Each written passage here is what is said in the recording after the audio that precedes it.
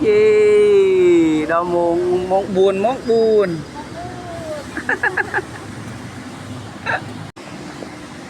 đâu muốn lựa cho mình ngược mục cái từ sắp bàn đi món buồn ơi ngày nào món buồn thì rồi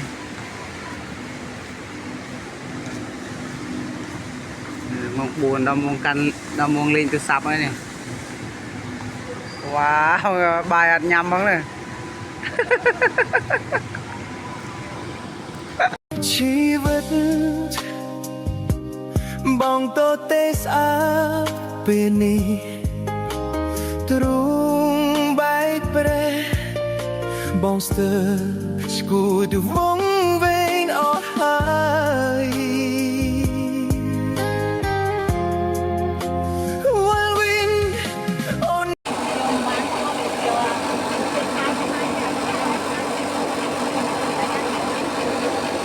Ồ, kia nè miên mà rồi phút lớn có sao phải đọc cô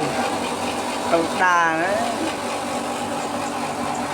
phải đọc cô bầu rồi đấy dương clock lên đấy dương trâu bầu vậy phải đọc cô vậy Đó, ngày là cô phải cha cha đôi nhôm nhé sau ăn phải thế phải đọc cô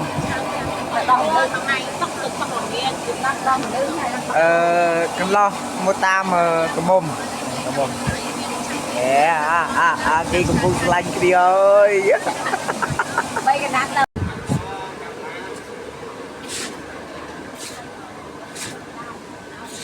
nè một thời cá dư trên kì nên tao mua này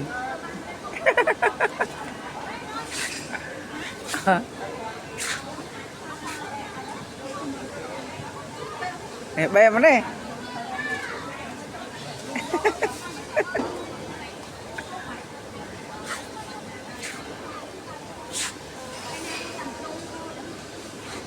nè mày coi camera đây nghe mày nhom mày cá thầm đa đấy tươi tươi